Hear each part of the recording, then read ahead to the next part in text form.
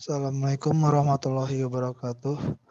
Perkenalkan, nama saya Muhammad Rizky. Di sini saya akan menjelaskan tugas kelompok dengan materi OSI layar mata kuliah jaringan telekomunikasi. Yang pertama, saya akan menjelaskan pengertian model OSI. Dahulu, komunikasi antar komputer dari vendor yang berbeda adalah sangat sulit dilakukan karena mereka menggunakan protokol dan format data yang berbeda, sehingga International Organization for Standardization atau disingkat ISO membuat suatu arsitektur komunikasi yang dikenal sebagai Open System Interconnection atau disingkat OSI, yaitu model yang mendefinisikan standar untuk menghubungkan komputer-komputer dari vendor-vendor yang berbeda. Jadi model OSI tersebut terbagi atas 7 layar. Layar kedua juga memiliki sejumlah sublayer. Kemudian arsitektur model OSI. Telah dijelaskan sebelumnya bahwa OSI layar terdiri dari 7 lapisan yang dimana masing-masing layar mempunyai fungsi yang spesifik dan dalam sebuah jaringan. Kemudian pada Open System Interconnection dapat diartikan sebuah sistem yang terbuka untuk berkomunikasi dengan sistem lain. Ini adalah pembagian layar pada model referensi OSI. Yang pertama itu ada layar fisikal, lapisan pertama.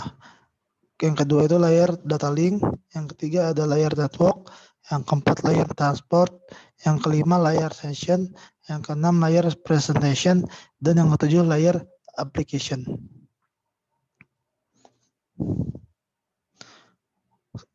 Selanjutnya karakteristik lapisan OSI. Jadi lapisan OSI layar dibagi menjadi dua bagian. Yang pertama lapisan atas. Lapisan atas ini terdiri dari lapisan ke-5 sampai 7 yang berperan untuk mendistribusikan data lebih luas lagi. Kemudian lapisan atas dari model OSI yang berurusan dengan persoalan aplikasi dan pada umumnya diimplementasikan hanya pada software. Kemudian lapisan bawah. Di lapisan bawah terdiri dari lapisan ke-1 sampai 4 yang berperan mengendalikan persoalan transfer data. Jadi lapisan fisik dan lapisan data link diimplementasikan ke dalam hardware dan software. Lapisan lainnya pada umumnya hanya diimplementasikan dalam software. Kemudian lapisan terbawah yaitu lapisan fisik adalah lapisan penutup bagi penyedia jaringan fisik, misalnya jaringan kabel, dan sebagai penanggung jawab bagi penempatan informasi pada penyedia jaringan. Kemudian protokol. Model OSI menyediakan secara konseptual kerangka kerja untuk komunikasi antar komputer, tetapi model ini bukan merupakan metode komunikasi. Selanjutnya, sebenarnya komunikasi dapat terjadi karena menggunakan protokol komunikasi. Di dalam konteks jaringan data, sebuah protokol adalah suatu aturan formal dan kesepakatan yang menentukan bagaimana komputer bertukar informasi melewati sebuah media jaringan. Sebuah protokol mengimplementasikan salah satu atau lebih dari lapisan-lapisan OSI. Kemudian protokolan beroperasi pada lapisan fisik dan data link dari model OSI dan mendefinisikan komunikasi di atas macam-macam media LAN. Kemudian ada protokol WAN beroperasi pada ketiga lapisan terbawah dari model OSI dan mendefinisikan komunikasi di atas macam-macam WAN. Kemudian protokol routing adalah protokol lapisan jaringan yang bertanggung jawab untuk menentukan jalan dan pengaturan lalu lintas. Kemudian ada protokol dari lapisan teratas yang ada dalam deretan protokol. Selanjutnya, di sini saya akan membahas materi pertama, yaitu layar fisikal. Lapisan yang bawah. Layar fisikal.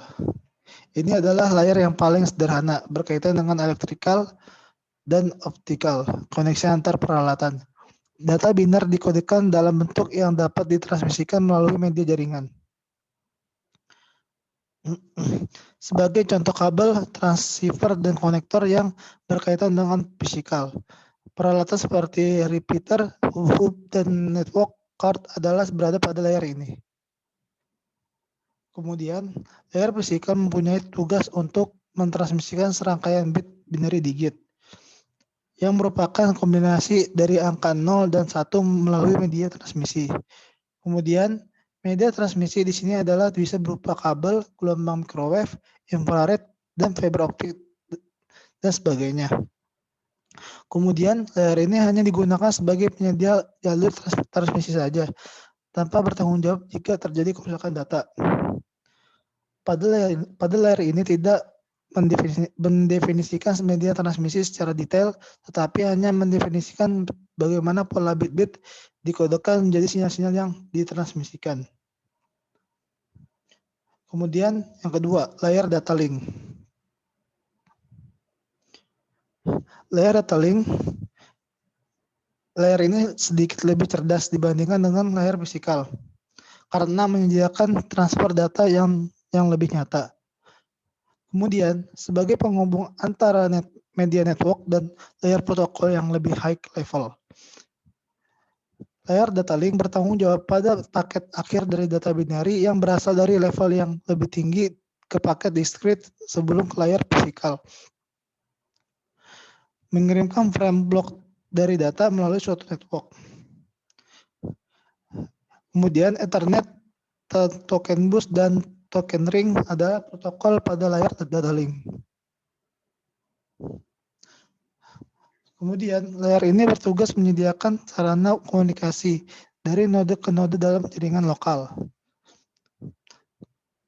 Ketika layar data link menerima message yang akan ditransmisikan, maka layar ini akan mengubah message tersebut menjadi unit-unit yang lebih kecil dan biasanya disebut frame. Seringkali disebut paket. Adapun beberapa format frame antara lain adalah format frame Internet 2, IEEE 802.3, IEEE 802.5, dan X25, dan sebagainya. Oh iya, layar ini juga menyediakan mekanisme pengalamatan yang memungkinkan frame dikirimkan ke node yang besar atau sesuai dengan alamatnya. Selanjutnya, mekanisme pengalamatan yang disediakan pada layar ini salah satunya adalah pengalamatan fisik pada network adapternya. Kemudian pada masing-masing network adapter biasanya disediakan sebuah ID atau yang sering disebut medium access control, MAC. Kemudian jika sebuah frame akan ditransmisikan, maka frame tersebut dilengkapi dengan address pengirim dan address penerimanya. Selain mekanisme pengalamatan, layar ini juga dilengkapi dengan check error data yang biasanya disebut frame check sequence. Metode yang umum digunakan untuk cek error data biasanya menggunakan metode cyclic redundance checksum. Kemudian yang ketiga, layar network. Jadi tugas utama dari layar network adalah menyediakan fungsi routing.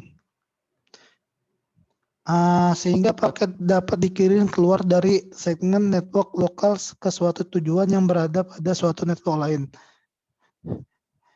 Kemudian IP Internet Protokol umumnya digunakan untuk tugas ini.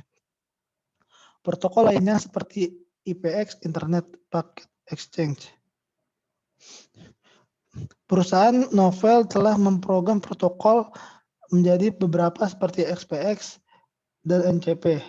Protokol ini telah dimasukkan ke sistem operasi netware. Kemudian beberapa fungsi yang mungkin dilakukan oleh layar network yaitu membagi aliran data biner ke paket diskrit dengan panjang tertentu, mendeteksi error, memperbaiki error dengan mengirim ulang paket yang rusak, dan mengendalikan aliran. Kadangkala sebuah jaringan tidak hanya terdiri dari jaringan lokal saja. Bahkan dalam sebuah jaringan bisa terdiri dari beberapa segmen. Jaringan yang terdiri dari segmen fragment tersebut biasanya disebut internetwork. Jika terkoneksi dengan internetwork, maka tentunya harus ditambahkan sebuah mekanisme yang dapat mempercepat transmisi data antar node. Untuk mengirimkan message pada suatu internetwork, tiap-tiap jaringan harus mempunyai cara yang unik, yaitu dengan cara mengidentifikasi address jaringan tersebut. Ketika sebuah message akan ditransmisikan, maka layar ini akan menambahkan sebuah header yang berisi alamat asal dan alamat tujuan. Kombinasi dari data tersebut biasanya dinamakan paket. Informasi alamat tujuan tersebut digunakan untuk mengirimkan message tadi ke alamat suatu jaringan. Setelah message sampai pada jaringan yang dituju dengan benar, maka selanjutnya data link akan mentransmisikan message tersebut ke alamat node tujuannya. Proses meneruskan sebuah paket ke alamat suatu jaringan disebut routing, sedangkan hardware yang melakukan proses routing disebut routers. Kemudian pada sebuah jaringan biasanya terdiri dari dua tipe node. Yang pertama end system. End system digunakan untuk menyediakan pelayanan kepada user. Sistem ini digunakan untuk menambahkan informasi alamat jaringan pada paket yang ditransmisikan. Tetapi end system ini tidak melakukan proses routing. End system biasanya kalau di TCP atau IP disebut host. Yang kedua intermediate system. Intermediate system berbeda dengan end system. Tipe intermediate system menyediakan fasilitas untuk routing. Hal ini dikarenakan routing itu sendiri mempunyai cara kerja yang kompleks sehingga tidak didesain untuk menyediakan pelayanan kepada end user. Istilah intermediate system ini biasanya kalau di TCP atau IP disebut gateway. Sebuah router bisa juga dioperasikan untuk mengkoneksi jaringan yang mempunyai format fisik dan logik yang berbeda. Contoh jaringan menggunakan internet bisa dihubungkan dengan jaringan dengan menggunakan token ring. Kemudian yang keempat, layar transport dan layar session. Layar transport data menggunakan protokol seperti UDP, TCP dan atau XPX. Ini digunakan oleh network, tetapi khusus untuk koneksi berorientasi IPX. Layar transport adalah pusat dari mode OSI. Layar ini menyediakan transfer yang reliable dan transparan antara kedua titik akhir. Layar ini juga menyediakan multiplexing, kendali aliran, dan pemeriksaan error serta memperbaikinya. Kemudian, tugas utama layar ini adalah memecahkan sebuah data yang berukuran besar menjadi beberapa fragmen kecil agar bisa ditransmisikan dengan mudah. Kemudian, mengapa sebuah data dipecah-pecah menjadi fragmen adalah yang pertama, jika suatu data dikirimkan dalam jumlah besar, maka kemungkinan yang terjadi adalah data tersebut nantinya akan memonopoli media transmisi, sehingga data yang lain tidak bisa memakai media tersebut sampai data tadi selesai ditransmisikan. Kemudian yang kedua, misal data yang dikirimkan jumlah 100 KB dan ketika ditransmisikan terjadi kesalahan, maka data tadi harus dikirim ulang dengan jumlah 100 KB. Misalkan data 100 KB tadi dipecah per 1 KB. Kemudian terjadi error dalam pengiriman data dengan jumlah 1 KB. Maka data ditransmisikan ulang sebesar 1 KB. Sudah dijelaskan pada sebelumnya bahwa tugas layar ini memecahkan data menjadi fragmen-fragmen. Ketika fragmen tadi sampai pada tujuannya, maka layar transport di pihak penerima akan menyusun ulang fragmen-fragmen tersebut sesuai dengan urutannya. Kita tahu bersama bahwa sekarang rata-rata sistem operasi bersifat multitasking. Misalkan pada waktu yang bersamaan terdapat beberapa file yang akan ditransmisikan, mode yang berlainan bagaimana agar bisa dipastikan fragmen-fragmen tadi bisa diterima sesuai dengan file yang diinginkan, maka pada layar ini juga dilengkapi dengan Service Access Point ID. Jadi tiap file yang akan dikirimkan diberi identitas. Kemudian setelah sampai di tujuan, file-file tersebut disusun kembali berdasarkan identitas tersebut. SIP ID ini biasanya kalau di TCP atau IP diistilahkan port. Kemudian yang kelima, layer session. Layer session sesuai dengan namanya sering disalahkan arti sebagai prosedur logon pada network dan berkaitan dengan keamanan. Kemudian, layer ini menyediakan layanan kedua layar di atasnya, melakukan koordinasi komunikasi antar entity layer yang diwakilinya. Beberapa protokol pada layer ini, NetBIOS, suatu Negotiation Interface dan protokol, dikembangkan oleh IBM yang menyediakan layanan layer presentation dan layer application. NetBIOS atau NetBIOS Standard User Interface, suatu pengembangan dari NetBIOS yang digunakan pada produk Microsoft Networking seperti Windows NT dan LAN Manager. ADSP PHP yang terdapat pada printer PostScript untuk akses pada jaringan AppleTalk. Lapisan ini mempunyai tugas untuk mengendalikan bagaimana pola komunikasi antar node. Komunikasi antar node ini biasanya terbagi menjadi 3 macam. Yang pertama, simplex. Simplex itu adalah satu node berfungsi sebagai pengirim saja dan node yang lain hanya berfungsi sebagai penerima saja. Yang kedua, half duplex, yang dimana sistem ini mirip seperti jika kita berkomunikasi dengan HT. Jadi beberapa node bisa saling mengirim atau menerima data dalam waktu yang bergantian. Yang ketiga ada full duplex, yang dimana semua node dapat saling bertukar informasi pada waktu yang bersamaan. Kemudian layer session melakukan proses komunikasi biasanya terbagi menjadi 3 fase. Yang pertama, pembentukan hubungan. Di sini node membentuk suatu kontak dengan node yang lain. Mereka kemudian menyepakati aturan-aturan komunikasi, termasuk protokol apa saja yang digunakan dan menentukan parameter komunikasi yang akan dipakai komunikasi nantinya. Yang kedua, pemindahan data, yang dimana di sini node-node tersebut saling melakukan proses pertukaran data. Yang ketiga, pemutusan hubungan. Jika proses komunikasi sudah selesai dilakukan, maka pada bagian ini akan dilakukan pemutusan komunikasi. Selanjutnya, dalam proses komunikasi tersebut juga ditentukan apakah komunikasi menggunakan cara connectionless atau connection oriented. Connectionless adalah proses pengiriman data tanpa disertai tanggung jawab jika terjadi kesalahan data. Artinya, jika dalam sebuah pengiriman ternyata terjadi kesalahan, maka data tersebut tidak akan dikirim ulang. Sedangkan connection oriented adalah kebalikan dari connectionless.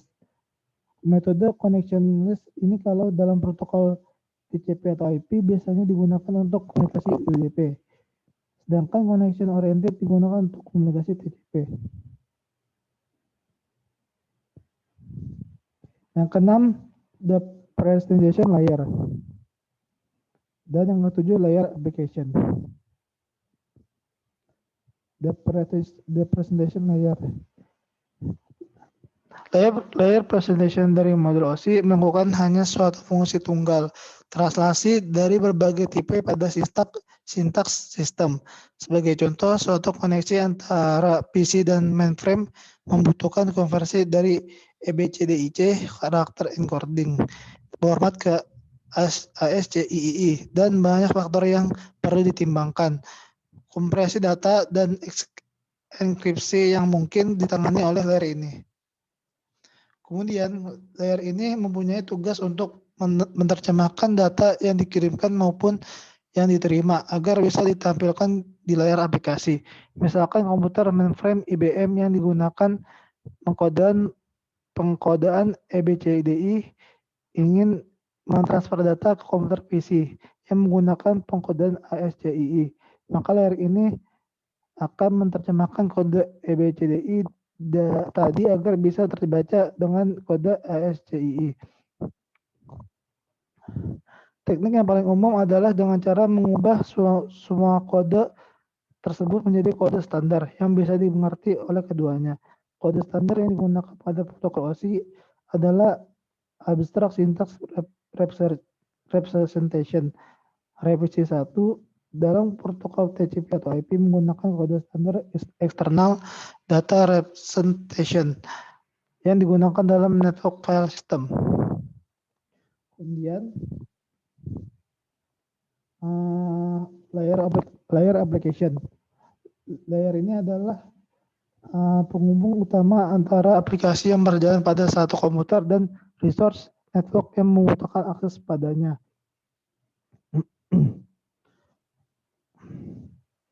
Kemudian, layer application adalah layer di mana user akan beroperasi padanya. Protokol seperti FTP, Telnet, SMTP, HTTP, POP3 berada pada layer application.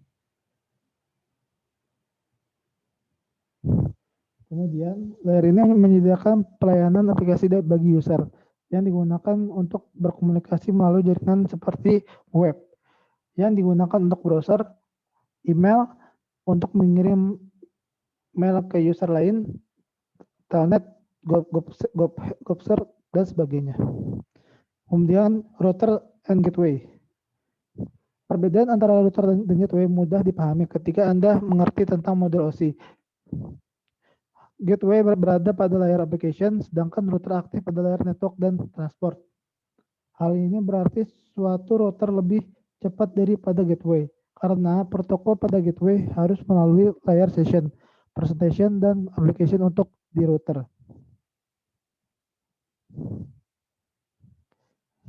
Apa saja yang terdapat pada masing-masing layar? Jadi secara singkat dijelaskan, layar pertama terdapat fisikal, terdapat repeater, multiplexer, hubs, TDR, osiloskop, dan amplifier. Di layar pertama terdapat protokol. Yang pertama itu ada IEE 802, yang kedua IEE 802.2, ketiga ISO 21110, dan yang keempat ISDN. Selanjutnya pada layar kedua data link. Terdapat komponen bridge, switch, ISDN router, intelligent hub, NIC, dan advanced cable tester. Di layar kedua memiliki protokol. Yang pertama itu media access control, yang kedua communication with adapter card, yang ketiga control the type of media being used. Terdapat 4 buah. Kemudian logical link control. Layar ketiga network, terdapat komponen. Yang pertama router, kedua router, yang ketiga primary layer device, yang keempat ATM switch, dan kelima advanced cable tester. Pada layar 3 terdapat protokol, terdapat yang pertama IP, yang kedua GMP, yang ketiga IPX, yang keempat NVLink, yang kelima NetBEU, yang keenam OSI, yang keenam DDP, dan yang ketujuh DECnet. Kemudian pada layar keempat, transport memiliki komponen. Yang pertama gateway, yang kedua advanced cable tester, yang ketiga router. Dan memiliki protokol yang pertama TCP, ARP, RARP, XPX, NVLink, NetBIOS atau NetBEU, dan ATP. Kemudian layar kelima session, terdapat komponen gateway. Protokolnya terdapat NetBIOS, namespace, main slots, dan RPC. Pada layar 6 presentation terdapat komponen gateway dan redirector. Memiliki protokol tidak ada. Kemudian layar 7 application, terdapat komponen gateway. Memiliki protokol yang pertama DNS, FTP, TFTP, BOOTP, SNMPTP, SMP, Airlogin, SMTP, MIME, NFS, Finger, Telnet, NCP, APBC, AFP, dan SMB. Sekian, terima kasih. Mohon maaf jika ada kesalahan. Wassalamualaikum warahmatullahi wabarakatuh.